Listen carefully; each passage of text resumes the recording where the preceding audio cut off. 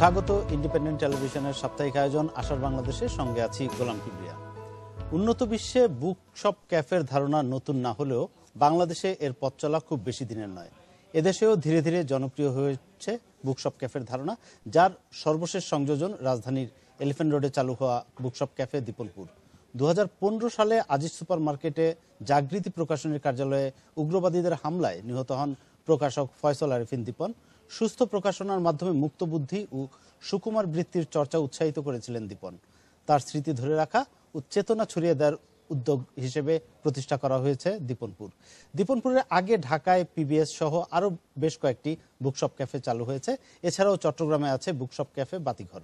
কেবল বাণিজ্যিক উদ্দেশ্যেই নয়, এসব বুকশপ ক্যাফে পাঠক সৃষ্টিতে ভূমিকা রাখছে বলেও মনে করেন সংশ্লিষ্টরা।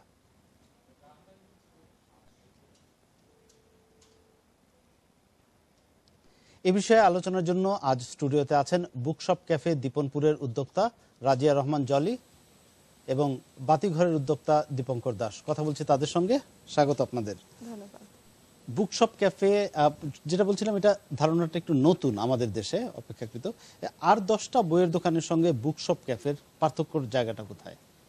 আর 10টা বইয়ের দোকানে যেরকম চট করে গিয়ে একটা বই কেনা যায়, সেরকম ঘুরে একটু দেখে কেনাটা অনেক ক্ষেত্রেই সম্ভব হয়ে ওঠে না। আর বুকশপ ক্যাফে যেটা আমরা মনে করছি একটা কোয়ালিটি টাইম কাটানোর জন্য, যেখানে এসে বই দেখা যাবে, এক কাপ কফি নিয়ে হয়তো বইটা পড়া যাবে, অনেকটুকু সময় এখানে ব্যয় করে বইয়ের সাথে একটা ভালো সময় কাটুক, সেই ধারণা থেকেই আসলে বুকশপ ক্যাফের, মানে বুকশপ ক্যাফেতে এসে একজন পাঠক একাধিক বই নিয়ে নাড়াচাড়া করে একটু কন্টেন্টটা দেখে তারপর কেনার সুযোগটা পান। যেটা সব প্রকাশনীর বই এক ছাদের নিচে আনা, দেশের বাইরের বইও সংযুক্ত করা, এটার একটা বলবো যে ভালো উদ্যোগ বুকশপ ক্যাফে।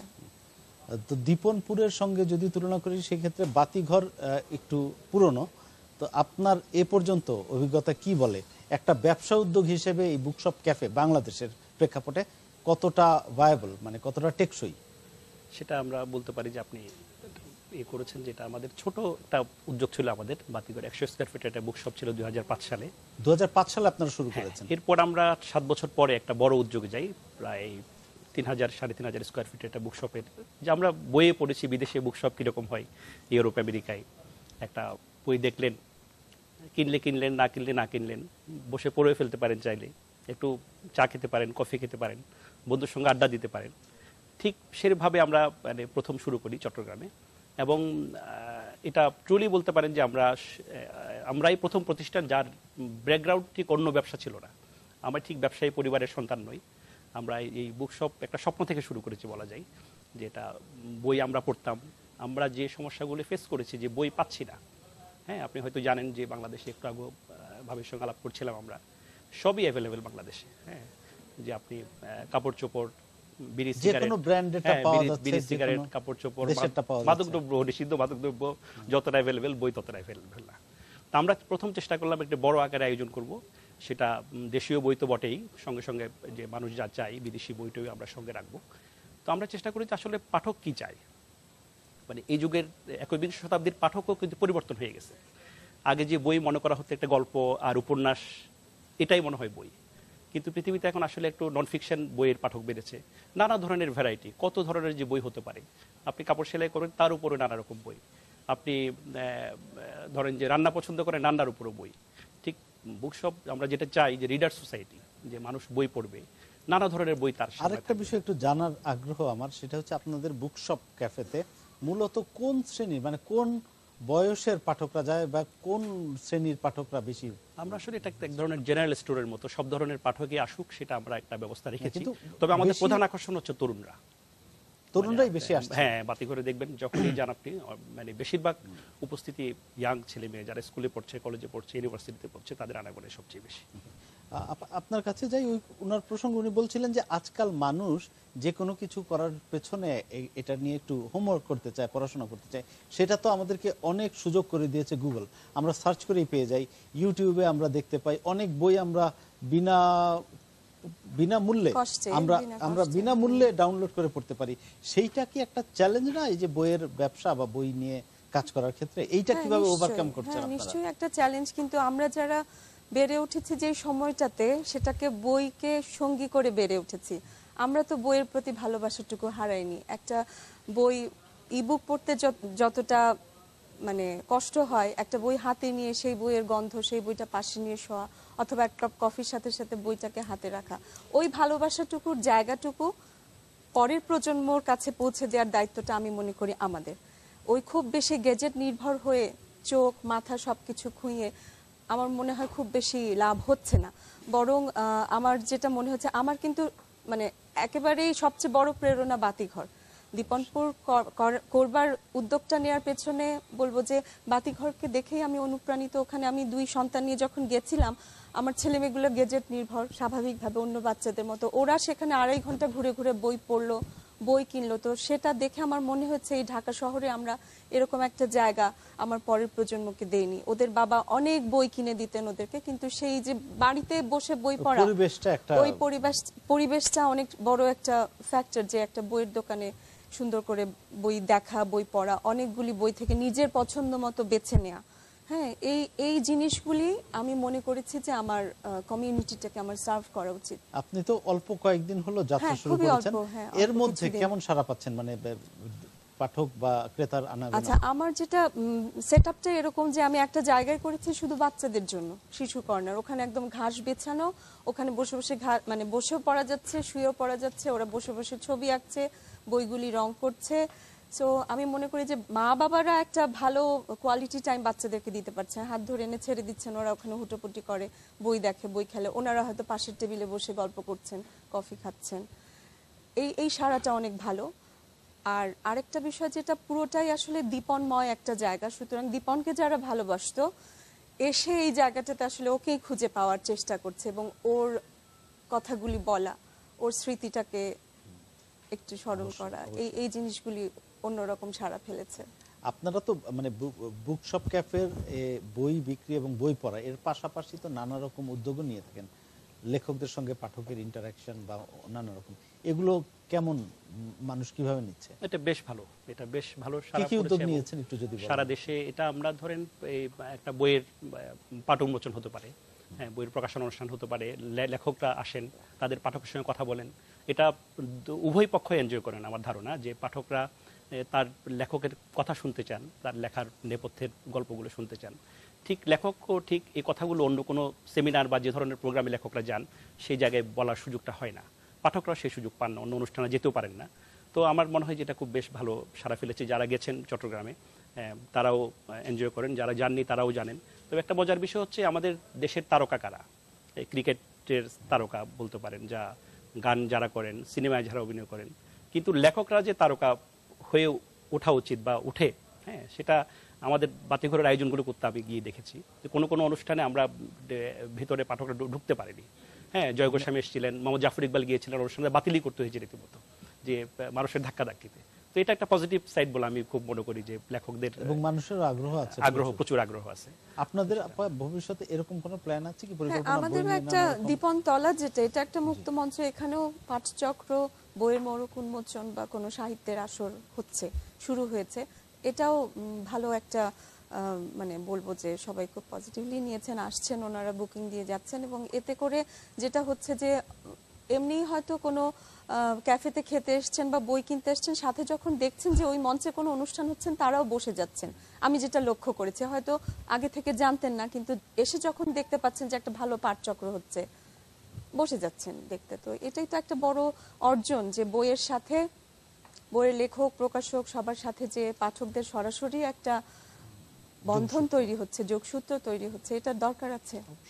আরেকটা বিষয় ধরেন, এখন ঢাকা শহরে যেটা আমাদের চোখে পড়ে সেটা হচ্ছে অনেক বড় বড় শপিং মল হচ্ছে, অনেক সুপার স্টোর হচ্ছে, কিন্তু বইয়ের দোকান আশঙ্কাজনক হারে কমছে। আমরা যদি আজি সুপারমার্কেটের কথাই যদি ধরি, এটা তো হয়ে যাচ্ছে। এইটা কেন হচ্ছে? ধরেন আমি বই কিনতে চাই, আমি থাকি, একজন যদি উত্তরায় থাকে তার পক্ষে কি এলিফ্যান্ট রোডে এসে বই কেনা, মানে না, আসলে তো পুরো প্রজন্মটা বই বিমুখ হয়ে যাচ্ছে। হ্যাঁ, এর পিছনে এটা এক ধরনের যুদ্ধ। আমি বলবো যে এটা একটা আমাদের সোশ্যাল কমিটমেন্টের জায়গা থেকে অন্তত কাজ করা উচিত। আমার উদ্বোধনী অনুষ্ঠানে জাফর ইকবাল স্যারও বলেছেন যে এরকম দোকান 20টা অন্তত এই শহরে থাকা উচিত ছিল। একটা একটা করে হোক না, প্রতিটা জায়গায়, ওই যে বললেন আপনি কেন উত্তরা থেকে এলিফ্যান্ট রোডে আসতে হবে, আপনার উত্তরাতে অবশ্যই ঢাকা থেকে কেন হ্যাঁ, এলিফ্যান্ট রোডে অবশ্যই আসতে হবে? প্রত্যেকটা জায়গায় একটা করে ভালো বুক শপ থাকা উচিত, যেখানে দেশের বিদেশের সব প্রয়োজনীয় অথবা সাহিত্য নির্ভর বইগুলি থাকা উচিত, আপনি হাতের কাছে পেয়ে যান। বই পড়ার যে চর্চা, এটা তো আসলে উৎসাহিত করতে হবে আমাদেরকেই, হ্যাঁ, যে বই অ্যাভেলেবল করতে হবে। আদারওয়াইজ বাচ্চারা বা বড়রা যে কেউ বইটা না পেলে কেমন করে বই পড়বে, তখন ওই গুগলে সার্চ দিচ্ছেন বা ই বুকের উপর নির্ভর হয়ে যাচ্ছেন।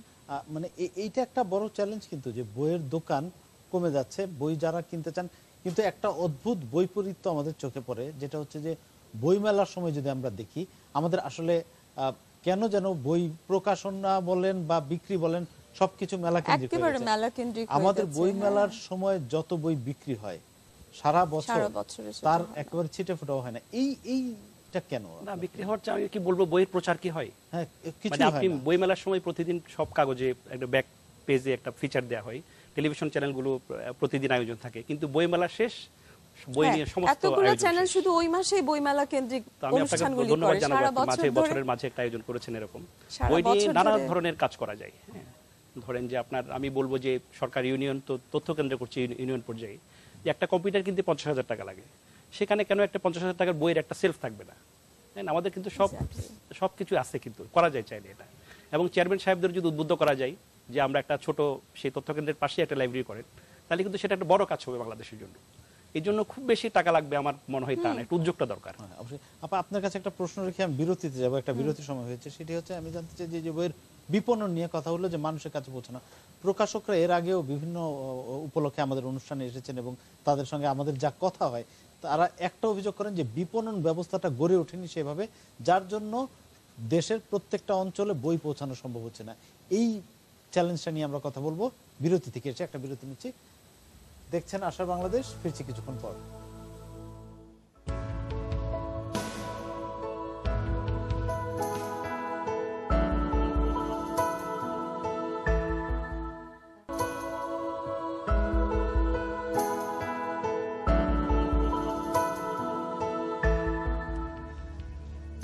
স্বাগত আরেকবার, দেখছেন আশার বাংলাদেশ। আপনার যে প্রশ্নটা আপনার কাছে রেখে গিয়েছিলাম, যে বইয়ের বিপণন ব্যবস্থাটা এখনো সেভাবে গড়ে ওঠেনি কেন?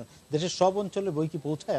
আপনার প্রকাশনের বইগুলাই যদি বলেন। হ্যাঁ, এখন প্রত্যেকটা প্রকাশনীর কি জেলায় জেলায় আউটলেট করা সম্ভব? সেটা তো সম্ভব না। সেটা সম্ভব। একে হচ্ছে বইটা সেরকম প্রোডাক্ট না যে খুব বেশি এর উপরে বাণিজ্য করা যাচ্ছে, হ্যাঁ, প্রকাশ করতেই যেই অনেক সময় কস্টিংটা উঠে আসে না, তো সেই ক্ষেত্রে তো ওইভাবে আউটলেট সম্ভব না। সেই ক্ষেত্রে বলবো যে জেলা ভিত্তিক, উপজেলা ভিত্তিক যদি বই পড়ার অভ্যাসটা থাকতো, ওই ওই ওই জায়গাটার কেউ যদি সেই দায়িত্বে নিয়োজিত থাকতেন যে এখানে একটা ভালো বুক স্টল থাকবে, আমরা বিভিন্ন প্রকাশনীর ভালো ভালো বইগুলি কালেকশন করব। আপনি দেখেন, আপনি আপনার ছেলেমেয়েকে বা আমরা নিজেরাই, আমরা ছোটবেলায় ঈদে একটা জামা কিনতাম, এখন সারা বছর আমরা জামা কাপড় কিনছি। আমাদের স্মৃতিতে থাকতো কোথাও কোনো দাওয়াত হলে রেস্টুরেন্টে খেতে যাওয়া, এখন প্রতিদিনই যাওয়া হচ্ছে। সেইভাবে বইয়ের যে অভ্যাসটা, চর্চাটা, সেটা কিন্তু নেই। আমি বিপণনটা তাহলে কোথায় গিয়ে করব? অভ্যাসটা গড়ে না তোলা পর্যন্ত আসলে বিপণনের জায়গায় অনেক বেশি সংগ্রাম করতে হচ্ছে। আমার আউটলেটে বা দীপনপুরে আমি বইয়ে 10% কমিশন দিচ্ছি, এটা নিয়ে অনেক চিল্লাচিল্লি। কই বার্গার খেতে গেলে তো আপনি কমিশন চান না, পিজা হাটে গিয়ে আপনি কমিশন চান না, বই কিনতে আপনার এত কষ্ট কেন? সেম ইয়েটা আমরা বই মেলাতেও অনেক সময় ফেস করি, যে লাস্ট দিনগুলোতে আরেকটু বেশি কমিশন দেন, আরেকটু বেশি কমিশন দেন। সো বই কেনার ওই মানসিকতাটাই আসলে হারিয়ে গেছে। আগে যেরকম বিয়েতেও দেখা যেত যে বই একটা উপহার, আচ্ছা খুব খুশি হতাম যে বিয়েতে একটা বই উপহার পাওয়া গেছে। বিয়ে, জন্মদিন, কোথাও এখন বই উপহারটা দেয়া হয় না, শুধু নিজের তাগিদে আমরা একটু বই পড়ছি, বই কিনছি। বিপণনের জায়গায় সেজন্যই বললাম যে আসলে প্রতিটা জেলাতে জেলাতে উপজেলাতে আমার মনে হয় বই উপহার দেওয়ার ব্যাপারটা, আমি এটা আমার ব্যক্তিগত মানে চিন্তা, আমি অনেক সময় কাউকে বই উপহার দিতে গেলে চিন্তা করি যে বইটা যে দেব উনি কি পড়েন, মানে এইটা একটা কোশ্চেন। আগে কিন্তু এই প্রশ্ন উঠতো না, যে কারণ বই কেউ সবাই বই পড়ে। এই জায়গাটা বিপণনের বিষয়টা নিয়ে আপনার কাছ থেকে একটু জানতে চাই, আপনার অভিজ্ঞতা কি বলে, কেন বিপণন ব্যবস্থাটা সেভাবে গড়ে ওঠে? মানে আমার অভিজ্ঞতা ঠিক বলবো না, আমার কি পর্যবেক্ষণ আছে বলতে পারি আমি, যে সারা বিশ্বেই আপনি জানেন যে প্রকাশক পুস্তক বিক্রেতার মাঝে একটা আছে যারা বইয়ের পরিবেশক, মানে আমাদের দেশে এই যে পরিবেশক বিষয়টাই এখনো নাই বলা যায় আর কি। তো আমরা ঠিক কথা বলছি অনেক প্রকাশকের সঙ্গে, আমি ইতিমধ্যেই বসেছি এটা কিভাবে ডেভেলপ করা যায়, যে আমরা বাতিঘর থেকে একটা উদ্যোগ নিচ্ছি যে একটা ডিস্ট্রিবিউশন সিস্টেম গড়ে তোলা যায় কিনা। সেটা আমরা ভাবছি যে উপজেলা পর্যায়ে কিন্তু বুকশপ আছে ধরেন, হয়তো সেটা টেক্সট বইয়ের হতে পারে, তাদেরকে কোনোভাবে একটু প্রোভাইড করা যায় কিনা, তাদেরকে আমি 100টা বই দিতে পারি যেগুলো বিক্রি হওয়ার সম্ভাবনা আছে। এভাবে একটা বিপণন সংস্থা যদি একটা গড়ে তোলা যায় ব্যবস্থা, তাহলে আমি একটা পজিটিভ লিড দেখি জিনিসটাকে। একটা বইমেলা করা যায় হয়তো, সেই বইমেলার কি হবে, সেটা ক্রেতা কারা হবে, সেটা আমরা হয়তো, এটা আসলে অনেক মিলিয়ে, তো প্রকাশক শুধু একা পারবে না, সরকারের এও দরকার, যে উপজেলা প্রশাসন, জেলা প্রশাসন। আমি অন্য জায়গায় দেখেছি, ওই পশ্চিমবঙ্গ বলতে পারেন, যে এটা ওরা যখন বই কিনে লাইব্রেরিগুলো, স্কুল লাইব্রেরিগুলো, ওই বইমেলার সময় বই কিনে। এখন আপনি শুধু বইমেলা করলেন, কিন্তু কে আসবে সেটা আপনি ঠিক করলেন না, তাইলে তো সেই বইমেলা সফল হবে না। ঠিক আমরা এগুলো নিয়ে ঠিক ভাবছি, বলা যে আমাদের সামর্থ্য সীমিত, বাতিঘর একটা ছোট প্রতিষ্ঠান, একার পক্ষে আমরা অনেক কিছু করা সম্ভব না, কিন্তু আমরা এখানে ভাবছি এবং আমরা আগামী বছরের মধ্যে একটা বিপণন, একটা বিভাগ খোলার একটা চিন্তা করছি আমরা। আরেকটা জিনিস একটু অ্যাড করি, যে আজকালকার বাচ্চাদেরকে পড়াশোনার ভূতটা এমন ভাবে চাপিয়ে দেওয়া হচ্ছে। আমাদের ছোটবেলাতে কিন্তু আমরা এত বেশি কোচিং নির্ভর অথবা এত পড়াশোনার ভেতরে ছিলাম না, আমরা সবাই ডাক্তার, ইঞ্জিনিয়ার থেকে শুরু করে বড় বড় জায়গায় চলে গেছি। কিন্তু আজকালকার বাচ্চারা এই একাডেমিক ইয়েটা, ধাক্কাটা সামলাতে গিয়ে আসলে এর বাইরের বইটা আসলে পড়ার ওদের সময় হচ্ছে না। বাবা মারাও অতিষ্ঠ, জিপিএ 5, গোল্ডেন 5, এসব কি সব আছে, এগুলো পেতেই হবে। সুতরাং মানে বই কিনে দেওয়ার চাইতে কোচিং সেন্টারে দৌড়ানো, গাইড বই কেনা, এই দিকে ঝুঁকে যাচ্ছেন। এটা আসলে সমাজের খুব মূলে অনেক বড় একটা পরিবর্তন দরকার, আদারওয়াইজ একটা অন্ধকারের ভিতরে আমরা ডুবে যাচ্ছি। এই যে শুরুতেই বলছিলেন যে এই প্রজন্মের ছেলেমেয়েরা, বাচ্চারা, তারা খুব বেশি গ্যাজেট নির্ভর হয়ে পড়ছে। এখান থেকে একটা বড় শিফট হতে পারে যদি বইয়ের দিকে তাদেরকে ঝুঁকিয়ে দেওয়া যায়। কিন্তু পড়াশোনা, পাঠ্যক্রম এমন একটা জায়গায় নিয়ে যাওয়া হয়েছে, তাদের হাত পা বাঁধা, তারা খেলাধুলারও সময় পায় না, বই পাঠানোর সময় পায় না। এখানে স্কুলগুলোর কি ভূমিকা থাকতে পারে, বা তাদের সেটা একটা বাস্তবতা আছে। তবে একটা আমি যেটুকু শুনেছি, সেটা স্কুলে একটা লাইব্রেরিয়ান পদ ছিল, সেটা আবার ফিরে আসছে। তো সেটা আমার মনে হয় যে স্কুলগুলোর সামর্থ্য আছে, এবং যেসব জায়গায় লাইব্রেরি আছে, আমি অনেক স্কুলে গিয়ে দেখেছি সেসব লাইব্রেরি খোলা হয় না, বন্ধ থাকে। ছেলেপেলারা কিন্তু ব্যস্ত ঠিকই, এর সত্ত্বেও সে পড়তে চায়। কিন্তু আমরা তো যদি সেই লাইব্রেরির দরজা বন্ধ করে ডাকি, তাহলে সে কোত্থেকে পড়বে? এটা আমরা যদি তাকে একটা বই কিনে না দিই, তাহলে সে আনন্দের সাথে কি করে পাবে? বইটা যে একটা অমৃত, যে কখনো রসমালাই খাইনি, সে রসমালাইর স্বাদ কি করে বুঝবে এটা? ফলে আমি ঠিক ছাত্রদের কোনো দোষ দিই না, আমরা দোষ দিই পারিপার্শ্বিক সব মিলিয়ে আমরা একটা বই বিমুখ একটা পরিবেশ তৈরি করছি আমরা, যেটা খুব এই বলে আমি মনে করি নৈবর্তিক একটা সোসাইটিতে প্রভাব পড়বে মনে করি। কেন সেটা আপনি এখন দেখেন, আমরা একসময় উদ্দেশ্য ছিল আমাদের সবার জন্য শিক্ষা, এখন কিন্তু প্রায় ছেলে মেয়ে স্কুলে যায়, কিন্তু সেই শিক্ষা দিয়ে কি হচ্ছে আসলে? মানুষ তৈরি হচ্ছে কিনা? যে আমরা বলি বিজ্ঞান তৈরি করবে, রোবট তৈরি করবে, তাইলে রোবট আপনাকে বিজ্ঞান তৈরি করতে হবে না, আপনি মানুষকে রোবট হিসেবে তৈরি করছি আমরা সমাজে। ফলে আমি দেখছি যে ছাত্রদের কোনো এখানে দোষ নেই কোনো, আমরা ঠিক পরিবেশটা যদি আমরা ফিরিয়ে আনতে পারি, স্কুল লাইব্রেরি যদি খোলা হয়, সেখানে লাইব্রেরিয়ান নিয়োগ দেওয়া হয়, প্রতি সপ্তাহে একটা লাইব্রেরি ক্লাস থাকে, যে স্কুলের ছেলেরা বইগুলো দেখতে যাবে, অন্তত আমার ধারণা খুব দ্রুত এটা এই পরিবেশ ফিরিয়ে আনা সম্ভব। অবশ্যই। আর আরেকটা কথা আমাদের হচ্ছিল যে উপহার হিসেবে বই দেয়া, এই যে এই রেয়াত ছিল এক সময়, সেটা আপনারা কি কোনো উদ্যোগ নিচ্ছেন? ফর এক্সাম্পল, আপনারা কোনো গিফট ভাউচার বা কোনোভাবে উৎসাহিত করা, মানুষ যেন বই উপহার দেয়, এই কালচারটা ফিরে আসুক, এটা নিয়ে কোনো চিন্তা ভাবনা আপনাদের আছে? হ্যাঁ, এটা তো অবশ্যই করা উচিত। আমরা চেষ্টা করছি যে আমরা প্রথমেই আসলে ওই মানসিকতাটার পরিবর্তন দরকার। বইয়ের কাছে আসুন, বই দেখুন, হাতে নিন, পছন্দ হন, পছন্দ করুন, পছন্দ হলে আপনারও মনে হবে পছন্দের মানুষটাকে একটা বই গিফট করি। বইয়ের ভেতরে যে রসটা, সেটা যখন অনুধাবন করবেন, নিশ্চয়ই সেটা প্রিয়জনের সাথে শেয়ার করতে আপনার ভালো লাগবে। অবশ্যই। আমরা যেটা করেছি সেটা প্রথমত হচ্ছে আপনার গিফট ভাউচার আমাদের এখানে আছে, যে কোনো পরিমাণ বইয়ের উপহার দিতে পারবেন আপনি, সেটা চাইলে সঙ্গে সঙ্গে দেওয়া হয় এটা। আর একটা হচ্ছে আমরা এখন পরিকল্পনা করছি যে এটা বয়সের উপযোগী, 6 এর উপযোগী 1000 টাকার বই, 7 এর উপযোগী আমরা একটা প্যাকেজ করে রাখবো, সেটা চাইলে পারবেন নিতে। তবে আমার যেটা আরো একটা পর্যবেক্ষণ বলতে পারেন এটা, যে একসময় আমাদের আসলে মানসিকতার একটু পরিবর্তন দরকার। এই জন্য আগে এক সময় যখন হয়তো দেশের খুব অভাব ছিল, হয়তো জানেন, মানুষ থালা বাটি উপহার দিত বিয়েতে, কিন্তু সেই অবস্থা মানুষের এখন নাই। মানুষের বাসায় একাধিক ডিনার সেট, একাধিক মানে তার যে উপকরণ সেটা আছে, কিন্তু আমাদের মনে রয়ে গেছে বোধহয় আমাদের এটা বোধহয় দরকার, তার আসলে তার দরকার নেই। সেই সেট পড়েই থাকে, কিন্তু একটা সেটই বা দুইটা সেট ব্যবহার হয়, বেশিরভাগ ব্যবহার হয় না। ফলে আমাদের যদি আমরা চাই, আপনি বললেন বই কে পড়বে, বই আসলে পড়বে কেউ না কেউ। তার বাসায় আপনি যদি উপহার দেন, তার ছেলে পড়বে, তার ভাই পড়তে, তার বোন পড়তে, যে কেউ হাতে পড়বে কিন্তু, এবং সে একটা বই পড়ার পর আরো একটা বই পড়তে হয়তো উৎসাহিত হবে। অবশ্যই। আর বইয়ের প্রকাশকদের আরেকটা মানে যেটা তারা চ্যালেঞ্জ হিসেবে দেখেন, আমাদের কাছে যেটা বলেছেন যে বই প্রকাশ করতে যেই খরচ হয় পাঠকরা সবসময় দাবি করে যে বইয়ের দাম অনেক চড়া, কারণ এখন খরচ বেড়ে উঠেছে। আবার পাঠকরা বলে যে বইয়ের এত বেশি দাম যে আমরা তো কিনতে পারি না। এই জায়গাটার মধ্যে একটা কোন জায়গায় আমরা মাঝামাঝি অবস্থানে না, আসতে পারি? আমার তো মনে হয় অন্যান্য দেশের তুলনায় বাংলাদেশের বইয়ের দাম কম।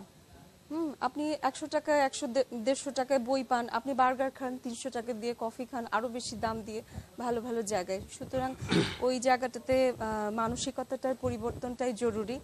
বইয়ের কস্টিংটা তো চিন্তা করতে হবে। একজন প্রকাশক যখন বইটা প্রোডাকশনে যান তার তো অনেকগুলি ধাপ পেরিয়ে এই কস্টিংটা উঠাতে হবে। তার মানে আপনি বলছেন বইয়ের দাম যৌক্তিক আমি মনে পর্যায়ে করি আছে। অবশ্যই যৌক্তিক পর্যায়ে আছে। আচ্ছা, পেপার ব্যাগ বই যদি আমরা করতে পারি আরো বেশি, তাহলে কি মানুষের কাছে মানে দামের পেপার ব্যাগ বাংলায় ঠিক পেপার ব্যাগ জনপ্রিয় হয়নি, যেটা দুই বাংলায় প্রকাশকদের যে অভিজ্ঞতা আমরা শুনেছি সেটা কারণ আমাদের দেশের লোকজন বই কেউ সংরক্ষণও করে, কিন্তু মানে বিদেশে যেরকম বই স্টেশন থেকে নেওয়ার সময় কিনলাম, পরে আবার পরের স্টেশনের মধ্যে পড়া হয়ে গেল, আমার ফেলে দিয়ে চলে গেলাম, এটা রাখার সমস্যা। আমাদের এখানে কিন্তু বইয়ের পাঠক এক ধরনের কালেক্টরস, সে বই সংগ্রহ করে, পরে সে একটু হার্ড কভার বই চাই।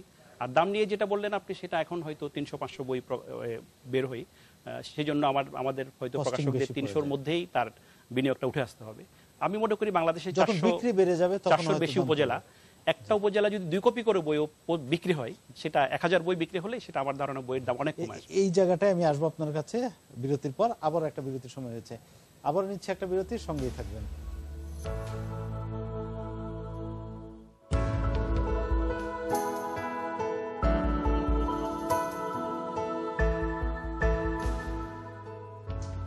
আবারও স্বাগত আশা বাংলাদেশে। যে কথা হচ্ছিল বই পড়া নিয়ে, ধরেন আগে মানুষের বাসায় বেড়াতে গেলে লিভিং রুম, ড্রয়িং রুম বলেন বা যে কোনো রুমে বুকশেলফ একটা মানে একটা অন্যতম অনুষঙ্গ ছিল বাসার। এখন কিন্তু এটা কেমন যেন বিলুপ্ত হয়ে গেছে। এই জায়গাটা একটা বিরাট ঘাটতি। সেটা একটা ক্রান্তিকাল মনে হয় আমাদের ছিল, কিন্তু এই ক্রান্তিকাল পরিবর্তন হচ্ছে আসলে, এটা যে নেই তা না। মানে একটা সময় মানুষের একটা আর্থিক সামর্থ্যের ব্যাপার ছিল, বই তো একটা ক্রয় ক্ষমতা একটা ব্যাপার, সেটা এখন মানে মানুষের, আমার ধারণা যে মানুষের ক্রয় ক্ষমতা এখন ভালোই, এবং সেটা কে করছে কালচারটা, ওইটাই আর কি। প্রথমত সামর্থ্য থাকা লাগবে, তারপর হচ্ছে সংস্কৃতির অংশ। প্রথমে যে সে খেয়ে পড়ে বেঁচে থাকার, তারপর সুন্দর করে বাঁচার একটা ব্যাপার। তো এখন মনে হয় আমরা কেউ ভুলে গেছি আমরা যে সুন্দর করে বাঁচতে হবে। আমাদের এখনো ঠিক মাথার মধ্যে রয়ে গেছে আমাদের অর্থই শুধু উপার্জন করতে হবে, কিন্তু অর্থ উপার্জনই যে শেষ লক্ষ্য হওয়া উচিত নয় মানুষের। মানুষ থাকবে না যদি সে শুধু অর্থ উপার্জনই একমাত্র লক্ষ্য হয়ে দাঁড়ায় মানুষের। তো এখন আমি বলবো যে কারো কারো সেটা হচ্ছে, এবং সেটা আরও পরিমাণে কিভাবে বাড়ানো যায় সেটা সবার দায়িত্ব আছে। সেটা স্কুল শিক্ষা প্রতিষ্ঠান থেকে শুরু করে, গণমাধ্যম থেকে শুরু করে, সরকার থেকে শুরু করে, সুশীল সমাজ থেকে, লেখক থেকে শুরু করে, সবাইকে এটার এগিয়ে আসতে হবে। মানুষকে বলতে হবে মানুষত্ব কি, এটা কিভাবে সে সুন্দর মানুষ হবে।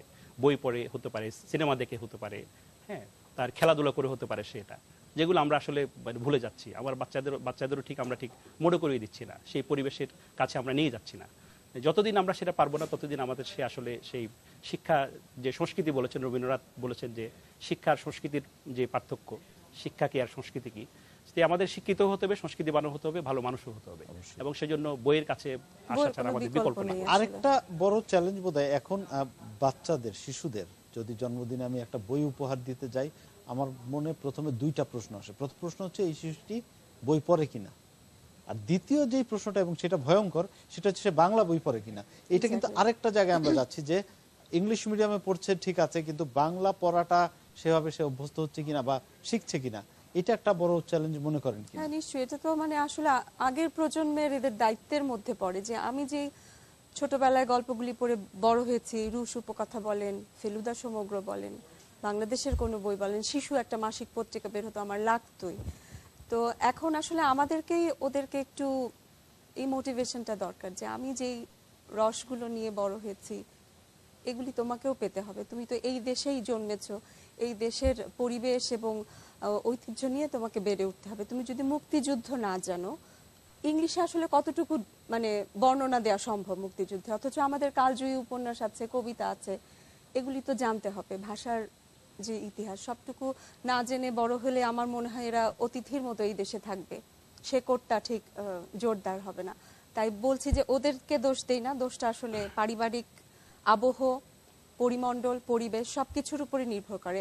যে এলাকাতে সে থাকে সেখানে তো কোনো লাইব্রেরি নাই, সে যে ওই বইগুলি পাবে, অথবা বাসার যে সদস্যরা বড়রা এত বেশি ব্যস্ত থাকেন ওই দিকটা ঠিক আলোকপাত করবার সুযোগ বা সময়টুকু হয় না যে তুমি আজকে কোন বইটা পড়েছো আসো ডিসকাস করি, অথবা আমি ছোটবেলায় এটা পড়েছিলাম তোমার পড়ে কেমন লাগলো। এই জিনিসগুলো আসলে তৈরি করতে হবে, না হলে এই ইংলিশ মিডিয়ামে পড়া ছেলেমেয়েরা নিজেরাই বিপদে পড়ে যায়। ওরা বাংলা অনেক কিছু জানে না, বুঝতে পারে না, পরবর্তীতে গিয়ে ইউনিভার্সিটি ভর্তি পরীক্ষা থেকে শুরু করে সব জায়গায় একটা বিড়ম্বনার মুখোমুখি হয়, যার কারণে ওরা দেশ বিমুখ, ওরা বিদেশে যেতে স্বাচ্ছন্দ্য বোধ করে, ওখানে থাকতে পছন্দ করে। তা আলটিমেটলি যেটা হচ্ছে আমরা তো একটা প্রজন্ম হারিয়ে ফেলছি। এটার দায়িত্ব আসলে পরিবারের যেমন আছে, স্কুলের সমাজের আছে, রাষ্ট্রের আছে, সবার আছে। আরেকটা আবার যদি বইমেলাতে ফিরে যায়, ধরেন বইমেলাতে প্রতি বছর আমরা দেখি যে শিশু বলেন, তরুণ বলেন বা প্রৌঢ় যারা সব বয়সের লোকজন গিয়ে প্রচুর পরিমাণে বই কিনছে এবং নানা রকম বই বিক্রি হচ্ছে এবং তার চেয়েও বেশি অনেক বই প্রকাশিত হচ্ছে। এই যে এক মাসের এত বিরাট কর্মযজ্ঞ, এইটা তো ওই মাসে থাকুক আমরা চাই, কিন্তু এটাকে যদি একটু ছড়িয়ে দেওয়া যায় সারা বছর ধরে, তাহলে তো সেটা সুফল আমরা সারা বছর পাবো। এইটা কিভাবে করা সম্ভব? ঠিক বইমেলাটাকে আমি ঠিক সমাধান এটাকে মনে করি না। না, বইমেলা হচ্ছে ধরেন একটা ট্রেড ফেয়ার হয়, 15 দিনের ফেয়ার হয়, সেটা কি সারা দেশের বিজনেসের একটা বড় অংশ সারা দেশের, তা হতে পারে না। এটা বুক ফেয়ার হচ্ছে মানুষ একটু দেখলো যে কি আসলো বাজারে, নতুন কি আসলো সেটাই। কিন্তু আলটিমেটলি দায়িত্ব তো বুকশপ যারা, সেগুলোকে সাঙ্গা করতে হবে। শুধু বই মেলার বিক্রি দিয়ে কখনো একটা ইন্ডাস্ট্রিটা শিল্প হিসেবে দাঁড়াতে পারবে না। এটা যদি না আমরা সেই বইটাকে আরো ছড়িয়ে দিতে পারি, এটাকে আমাদের করতেই হবে। যে কোনো উপায়ে এটা আমাদের ভাবার সময় চলে এসছে খুবই, যে বইমেলার ভালো রেসপন্স আপনি বলছেন, কিন্তু সারা দেশে বই পাওয়া যায় না। এটা কিভাবে সহজলভ্য করা যায় সেটা চেষ্টা করতে হবে। বড় বড় বুকশপগুলো হচ্ছে, যে ফলাফল আমরা দেখি, বই বিক্রির যে ভলিউম আমরা দেখি, সেইটার থেকে কিন্তু এই উপসংহারে পৌঁছানো যায় না যে মানুষ বই পড়ছে না। অবশ্যই মানুষ পড়ছে, সেটা নাকি এর বাইরেও যে বাজার আছে, সেটাই সারা বছর বই পাওয়ার উপায় কি? ওই জায়গাটা, সেজন্য এই ধরনের বুকশপ গুলো দরকার। এখন নতুন ধরনের বুকশপ দরকার, সেটা হচ্ছে কিছু আরো দরকার হওয়া। এবং সেটা একটা, আমি যদি মনে করি যে বাতিঘরের মতো আরো যদি বাংলাদেশে 50টা বুকশপ থাকতো, তাইলে প্রকাশকদের বেঁচে থাকা কিন্তু অনেক সহজ হয়ে যেত। যে আমরা যদি প্রতিটা বুকশপ থেকে ধরেন অন্তত 50,000 টাকার একটা রেভিনিউ আসে পাবলিশারের পক্ষ থেকে, সেটাও কিন্তু মাসে ধরেন 25 লাখ টাকা সে পেত। আমি ধরলাম 10,000 টাকা হইলো, তাইলেও সে কিন্তু সে 2.5 লাখ টাকা পেত অন্তত, তার একটা বড় একটা আয়ের উৎস হতে পারত। কিন্তু এখন বইমেলার পরেই আমাদের মনে হয় সবার দায়িত্ব শেষ। সেটা ঠিক বড় একটা ব্যবসায় এই যে বুকশপগুলো হচ্ছে, সে ধরেন আমরা একটা বুকশপ করলাম, এখন আমরা ঢাকায় আরেকটা করার চেষ্টা করছি, এটা হতে হবে। নাইলে কিন্তু এই ব্যবসা যদি এটা এক জায়গায় রয়ে যায়, তাহলে ঠিক এটা যেটা পুঁজির ধর্ম, যেটা এটা বড় হওয়া, এটাকে কিন্তু ব্যবসাটা তখনই এক জায়গা থেকে আরেক জায়গায় যাবে। এটা তো অবশ্যই মার্কেট ইকোনমি, আপনি যখন মনে করবেন এটা ভায়াবল। ভাইবেল তো এটা জন্য বলছি, এটা ক্রেতা বাড়ানো ছাড়া আমাদের উপায় নেই কোনো। এটা কিন্তু বাজারটাকে অনেক বড় করতে হবে। এখন যে পাঠক সংখ্যা আছে তাকে আরো বড় করা, তার কাছে বই পৌঁছে দেয়া, এটা এনশিওর করতে হবে। এটা নাইলে এই বুকশপগুলোর পক্ষে টিকে থাকা কঠিন হয়ে যাবে একসময়। অবশ্যই। এই যে বইয়ের আরেকটা বিষয় হচ্ছে যে আপনার লেখকদের আরেকটা জায়গা হচ্ছে যে তারা ঠিক মতো লেখকরা রয়্যালটি পান না বাংলাদেশে। সেই জায়গাটা আপনি প্রকাশক হিসাবে আপনার কাছে জানতে চাই। না, একই কথা ঘুরে ফিরে আসবে যে বইয়ের যদি অপ্রতুলতা বলবো না, বই হচ্ছে অনেক বই, আমরা প্রতি বছর অনেক বই প্রকাশিত হয়, এই বইগুলি যদি ক্রেতা না কেনেন তাহলে প্রকাশক কিভাবে এই ইয়েটা বেয়ার করবেন? হ্যাঁ, সবকিছুই যদি সেই রকম চাহিদা থাকে, বই যদি সেই ওই যে 1000 কপি যদি চলে যায়, রয়্যালটি তো ঠিক মতো দিতে প্রকাশকের অসুবিধা হওয়ার কথা না, বরং লেখককে অনুপ্রাণিত করতে, তার আরো ভালো লেখার জন্য রয়্যালটিটা তো এক ধরনের ভালো একটা প্রণোদনা। হ্যাঁ, উনি আমাদের দেশে তো লিখে আসলে লেখক পেশায় আসাটাই তো কেউ সাহস করেন না, এই কারণেই যে লেখক হয়ে বাইরের দেশগুলোতে আমরা যখন দেখি এক একজন লেখক এত বেশি উপার্জন করতে পারে না, আমাদের দেশের লেখকরা তো সেটা পারছেন না, গুটি কয়েকজন ছাড়া। একটা মধ্যবিত্ত পরিবারের যখন তার সীমিত আয়ে মাস চালাতে হয়, তার নানা রকম বাজেট থাকে, সে যদি খুব ভালো লেখার হাত থাকে, সে কখনো বলবে না যে আমি লেখক হব। সে এমন একটা মানে চাকরিতে যেতে চাইবে বা উদ্যোক্তা হতে চাইবে যেখান থেকে তার আয়ের উৎস আসবে। না, আমি অন্য প্রসঙ্গে বলছিলাম, ধরেন একটা মধ্যবিত্ত ফ্যামিলির একটা সীমিত আয়ের যাদের মাস চালাতে হয়, তাদের একটা বাজেট করে নিতে হয়। বাড়ি ভাড়া এত, খাবার খরচ এত, বাচ্চাদের স্কুলের খরচ, চিকিৎসা খরচ বা অন্যান্য বিনোদন, সেটার মধ্যে বই কেনার কি কোনো অংশ কারো থাকে মাথায় নাকি? মানে সেটা যদি নাও থাকে, পাড়ায় যদি একটা লাইব্রেরি থাকে, এটা তো সম্মিলিত একটা উদ্যোগ হতে পারে যে প্রত্যেকটা ফ্যামিলির হয়তো বই কেনার ক্ষমতা নেই, কিন্তু আমি যদি প্রতি পাড়ায় একটা লাইব্রেরি স্থাপন করি, আমি তো এলাকাতে সবখানে মসজিদ নির্মাণ করি, সাথে একটা লাইব্রেরি কেন করি না? অবশ্যই মসজিদ ভিত্তিক লাইব্রেরি হ্যাঁ, হতে পারে। মসজিদ মসজিদ ভিত্তিক লাইব্রেরি ভিত্তিকও হতে হতে পারে। পারে। একটা সময় ছিল আমাদের এখন হচ্ছে ছোটবেলায় আমরা কিছু কিছু দেখেছি মসজিদ, পাড়ায় পাড়ায় মসজিদ, হ্যাঁ। বইয়ের লাইব্রেরি ছিল, এবং যেখানে যেখানে যারা বই কিনতে পারবে না, এফোর্ড করতে পারবে না, তারা বই ভাড়া নিয়ে এসে পড়তাম আমরা। আমার সেই সেটা এখন যেন অভিজ্ঞতা একটা আছে। উদ্যোগ হচ্ছে ভ্রাম্যমাণ লাইব্রেরি বিশ্বসাহিত্য কেন্দ্রের, সারা দেশে ওরা করার চেষ্টা যে করছে, কিন্তু এছাড়াও আরো ভ্রাম্যমাণ উদ্যোগ লাইব্রেরি। দরকার। আর একটু যদি আমি একটু পিছিয়ে হ্যাঁ, অন্য please. প্রশ্নটা করি, যে চুক্তির বিষয়ে বললেন, সেটা আশা করি এর মধ্যে একটা সমাধান হয়ে গেছে। আমাদের প্রকাশক সমিতি সম্ভবত এবছর এই সিদ্ধান্ত নিয়েছে যে এখন থেকে প্রতিটা বই প্রত্যেক চুক্তি হতে হবে। প্রকাশক চুক্তি তো সেটা আশা করি ভিত্তিতে- মানে আগামী বছর থেকে আমাদের সেই প্রশ্ন আর মানে শুনতে হবে না যে চুক্তি হয় না বা রয়্যালিটি পায় না। এটা আইনগত ভিত্তি এটা তৈরি হয়েছে, এটা বড় অবশ্যই। আবার একটা বিরতি নিয়ে আসছি, আরো কথা হবে আপনাদের সঙ্গে। নিচ্ছে একটা বিরতির সঙ্গে থাকবেন।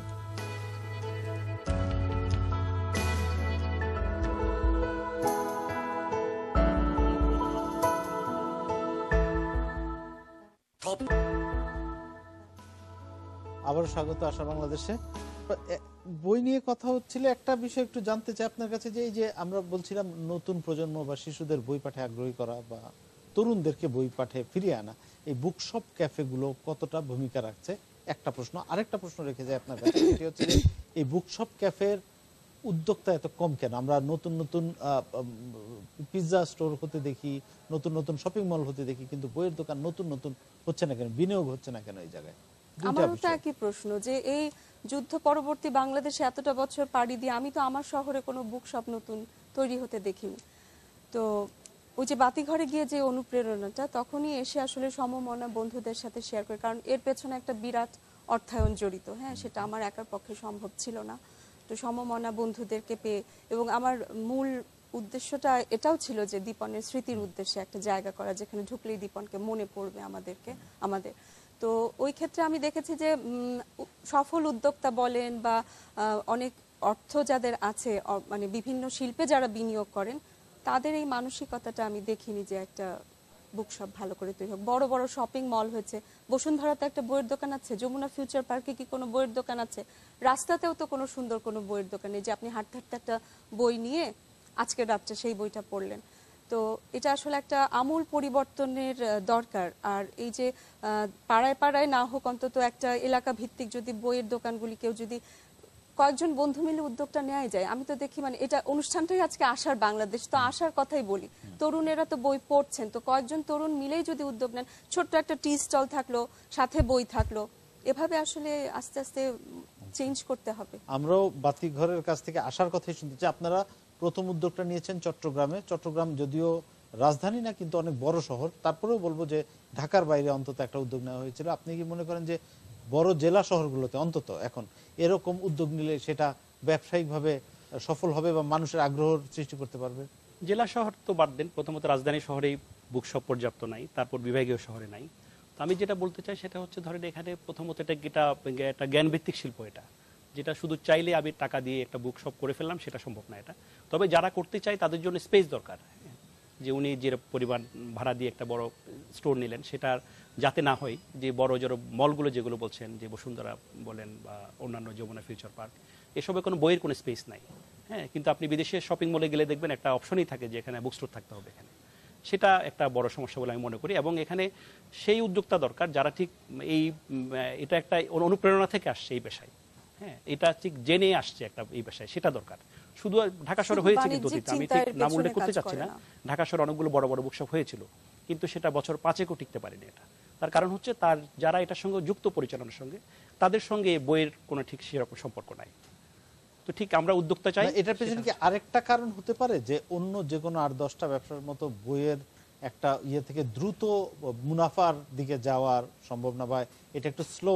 হ্যাঁ, বটে বটে, সেটা তো অবশ্যই বলতে পারি। তবে একদম স্লো আমি সেটাকে বলবো না। আমরা অপেক্ষাকৃত হতেই পারে। এখানে হুট করে তো আপনি তারপর দিনই একটা মানে দালালি করে বিরাট একটা মুনাফা, সেটা সম্ভব না। সেটা সব ব্যবসায়ী কেউ আছে নিশ্চয়ই, এবং সৎ ব্যবসায়ীও আছেন নিশ্চয়ই। তো তবে মানে আমরা দেখছি যে আমরা যাতে শুরু থেকে চেষ্টা করেছি এটা একটা প্রফেশনাল বুকশপ যাতে হয়ে ওঠে, এটা যে এটার অন্য কোনো আয়ের উৎস নেই, আমাদের বই বিক্রি করে আমাদের চলতে হয়, এবং আমাদের যারা কাজ করেন তারাও ঠিক যাতে ওইভাবে ওই পরিবেশটা পেয়ে গড়ে ওঠে, যারা এখানে বই কিনতে আসবেন তাদেরকে সেই পরিবেশটা যেন দেওয়া হয়। ঠিক আগে যারা কয়েকটা বুকশপ হয়েছিল, বন্ধ হয়ে গেছে ঢাকা শহরেও, সেটা আমি গিয়েছি, কিন্তু প্রত্যেকটা বুকশপে আমি যখন আমি বুকশপ শুরু করিনি তখনও গিয়েছি।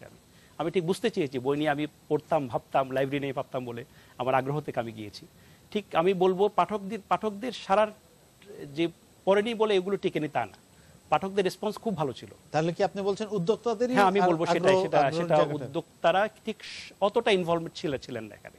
আমরা ঠিক সেরকম উদ্যোক্তা চাই যারা এটা প্রাণিত উদ্যোক্তা চাই, সেটা বলা যায়, যে বইয়ের সঙ্গে যাদের সম্পর্ক আছে, যারা ঠিক ফিল করবেন জিনিসটা পাঠক কি চান আদৌ, সেটা যতদিন না আমরা পাচ্ছি না ততদিন আমরা সেই বুকশপগুলো টেকানো আমাদের পক্ষে সম্ভব হবে। এবং নতুন পাঠক তৈরিতে আমার কি কি হ্যাঁ, সার্ভিস হ্যাঁ, দেওয়া বটে, উচিত? বটে। সেই হ্যাঁ, একদম একটা সেই মানুষ তার বুকশপে প্রেরণা এসে থেকে সেই জিনিসটা, তার হৃদয়ের কমফর্টটা ভিতর যেন থেকে সেই পায়। জিনিসটা আসতে হবে। হ্যাঁ, অনেকটা তাইলেই সময় সে bookshop স্পেন্ড করবে, একটা বই পড়বে বা দেখে শুনে বই কিনবে। বইয়ের সঙ্গে সময় বইয়ের কাটানো। সঙ্গে সময় কাটানো। আমরা অনুষ্ঠান শেষ পর্যায়ে চলে এসেছি। একটা ছোট জিনিস জানতে চাই, আপনি বলছিলেন যে এখনো বিভিন্ন সাইটে যে বইগুলো নিয়ে আলোচনা হয়, পুরনো বইগুলোও মানুষ অনেক পড়ছে, সেগুলো নিয়ে এই প্রজন্মের তরুণরা বা ছেলেমেয়েরা। হ্যাঁ, যেমন আমি চেষ্টা করেছি একটা সাইটে রাখতে শুধু পুরনো বইয়ের একটা সেই জায়গাটাই আসি। ধরেন যেই বইগুলো মানে এখন আর সেভাবে পাওয়া যাচ্ছে না, যেগুলো মোটামুটি দুষ্প্রাপ্য হয়ে পড়েছে, সেগুলো রিপ্রিন্টের কোনো উদ্যোগ কি আপনারা সেটা তো চিন্তা অবশ্যই করছেন? নেওয়া উচিত প্রকাশকদের। আর এইসব লাইব্রেরির ক্ষেত্রেও যে আমি অনেককে আহ্বান করেছি যাদের বাড়িতে পুরনো স্টক আছে অনেক বইয়ের,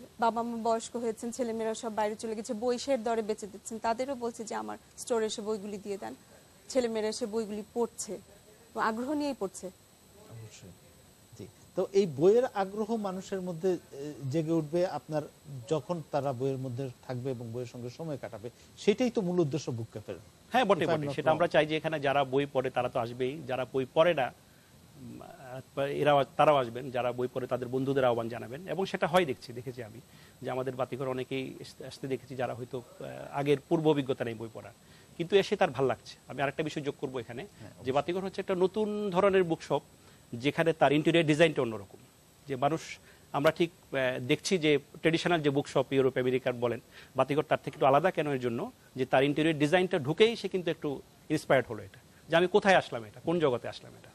তারপর সে বই তো আছেই, এবং তার বন্ধুদেরও সে বলে অনেকে। তার মানে আপনি বলছেন নতুন পাঠকও তৈরি করছে? সেটা তো অবশ্যই, নতুন পাঠক তো বটে। নতুন পাঠক না হলে কিন্তু এই উদ্যোগগুলো অবশ্যই টিকবে না। আমাদের নতুন পাঠকদের কাছে যেতে হবেই, নতুন মানুষ এখানে বইয়ের জগতে আসতেই হবে, এটা নতুন পাঠকদের, নাইলে এটা শিল্প হিসেবে ঠিক দাঁড়াবে না। তো আমরা একটা আশার কথা, যে আরেকটা আপনি আশার কথা বলতে বললেন, যে আমাদের বাতিঘর চট্টগ্রামে হয়েছে, এবং আগামী মাস দুয়েকের মধ্যে ঢাকায় আমরা একটা আরো বড়, যে চট্টগ্রামের চেয়ে প্রায় দ্বিগুণ ৫,০০০ বর্গফিটের একটা বিশ্ব সাহিত্য কেন্দ্র ভবনে আমরা শুরু করতে যাচ্ছি। এবং সেটার ইন্টেরিয়র ডিজাইনও ঠিক আমরা ঠিক করেছি লালবাগ কেল্লা, বিশ্ব সাহিত্য কেন্দ্র ভবনে। মানে এটা একটা থিমেটিক বুকশপ। চট্টগ্রাম যেমন আমার একটা পুরনো জাহাজের মতো থিম, এটার গেলেই মনে হবে একটা চট্টগ্রাম বাণিজ্যিক নগরীর সঙ্গে মিলিয়ে জাহাজ। আমরা ঢাকাটা করেছি লালবাগ কেল্লার মতো একটা ডিজাইন তৈরি করছি, মোগল ইন্টেরিয়র ডিজাইন। আশা করব আপনাদের বুকশপ ক্যাফের উদ্যোগ সফল হোক এবং আরো মানুষ যাক, আরো পাঠক তৈরি হোক। আমরা অনুষ্ঠানের শেষ পর্যায়ে চলে এসেছি। ধন্যবাদ আমাদের স্টুডিওতে আসার জন্য। এই ছিল আজকের আশার বাংলাদেশে আমন্ত্রণ, আমাদের পরের আয়োজনে।